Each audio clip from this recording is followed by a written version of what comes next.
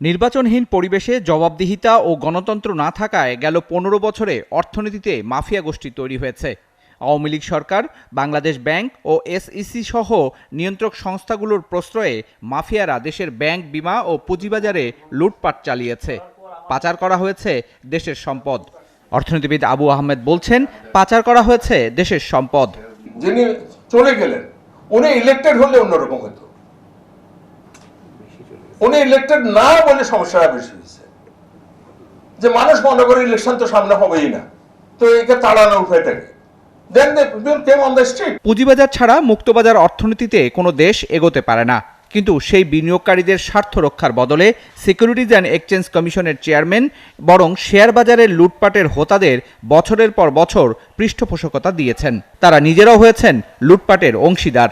দুষ্ট কিছু লোককে সন্তুষ্ট রাখার জন্য, অথবা গ্রিডি কিছু লোকের সুবিধা দেওয়ার জন্য, অথবা নিজেও কিছু সুবিধা নেওয়ার জন্য সে প্লেসমেন্ট শুরু করলো। অনেকে এখন বলে সিকিউরিটি এক্সচেঞ্জ কমিশন না থাকলে আমাদের শেয়ার বাজার ভালো থাকতো। এই ভাবনাটা কোত্থেকে আসছে? ব্যাংক রেগুলেশন থেকে আসছে। ঋণ নির্ভর অর্থনীতি কখনোই শক্তিশালী হতে পারে না। বিদেশি কোনো ঋণ নয়, বরং নিজেদের সক্ষমতায় অর্থনীতি পুনর্গঠনের কথা বললেন এই বিশ্লেষক। বলেন, অর্থনীতি যত ছোটই হোক তাকে বিশ্বের সঙ্গে সম্পর্ক রেখেই চলতে হবে। আপনি ইন্ডিয়াকে যদি বিনা পয়সায় দিতে চান, ওরা তো বলে, ওদের ওইখান থেকে কিছু লোকে বলে, because Bangladesh offered free of cost, they did not ask for the price, so we did not pay, or we paid very small. That's Y.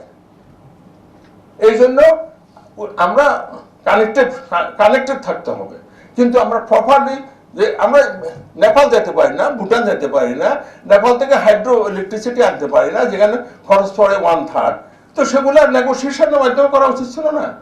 যে ঠিক আছে, আপনাকে ওই বন্দরটা ইউজ করতে দিব, কিন্তু আপনি এগুলা সাইমালটেনিয়াসলি করতে হবে। যেদিন ওটা অপারেটিভ হবে সেদিন এটা অপারেটিভ হবে। ইসলামী ব্যাংক, ন্যাশনাল ব্যাংকে লুট হয়েছে মন্তব্য করে আবু আহমেদ বলেন, যারা লুট করেছে তাদের শাস্তি দিতে হবে, না হলে জনগণের মধ্যে আস্থা ফিরবে না।